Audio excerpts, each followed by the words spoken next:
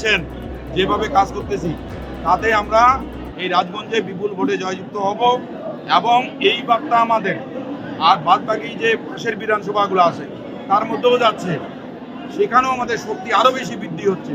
আমাদের ডাকগ্রাম আগে গবেষতার সঙ্গে কথা হয়, তড়িঘড়ি আজকে ডাক দেওয়া হয়। এই অল্প সময় ডাক দিয়ে 2000 কর্মী এবং মিটিং আমরা যেখানে করতেছি উপচে পড়া ভিড়, মানুষ যেভাবে আসতেছে, মানুষ শুধু সময়ের অপেক্ষা। 4 তারিখ এবং 23 তারিখ ভোট দিবে, 4 তারিখ আমাদের সময়ের শুধু অপেক্ষা। আমাদের ডাকগ্রাম যেমন আমাদের রাজগঞ্জের হাওয়া লাগতেছে, রাজগঞ্জের হাওয়া আবার আমাদের জলপাইগুড়িতে লাগতেছে, যার জন্য আমরা নিশ্চিত যে এবার আমরা সাথে সাথ করব।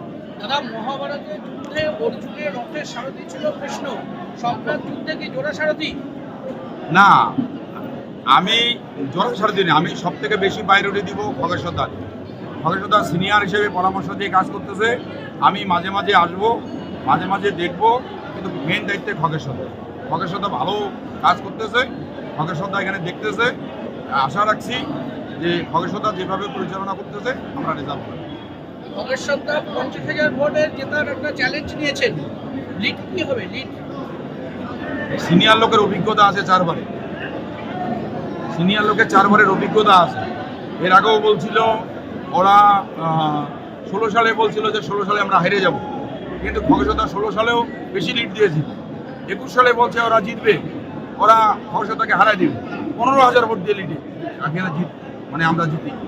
এবার যেটা খগেশ্বর দা বলছে তার অভিজ্ঞতা থেকে বলছে, আমি এতটুকু বলছি এটা সঠিক হবে, ঠিক হবে। বিজেপি দল বদলু একজনকে প্রার্থী করেছে, সে তৃণমূলের ঘর ভাঙানোর চেষ্টা করছে, ওরা বলছে যে তৃণমূলের বহু লোক নাকি যোগাযোগ করছে, কি বলবেন? ও হচ্ছে তৃণমূলের বেইমান, তৃণমূলের বেইমান ও।